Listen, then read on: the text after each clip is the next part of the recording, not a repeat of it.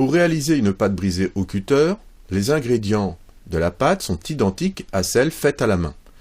Il nous faut 250 g de farine, 125 g de beurre, une cuillère à café de sel, un jaune et 5 centilitres, soit 50 g d'eau. Après avoir réuni les ingrédients, la première précaution à prendre est de vérifier l'hygiène du matériel, et plus particulièrement l'axe central du couteau. Ceci fait, je verse la farine dans le bac du cutter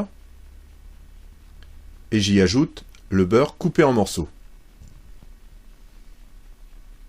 Je prépare ensuite l'élément liquide qui se compose d'eau, de sel et de jaune.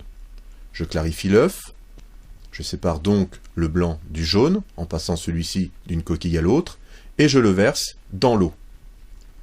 J'y ajoute une cuillère rase de sel fin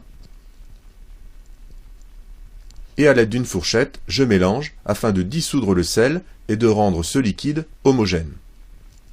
Je passe ensuite au sablage qui consiste à mélanger le beurre et la farine pour obtenir un mélange homogène, légèrement granuleux, un peu comme le sable.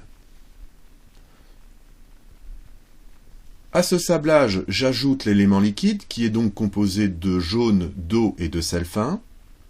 Je mixe de nouveau pour obtenir une pâte homogène. Cette action ne doit pas durer trop longtemps afin de ne pas réchauffer la pâte.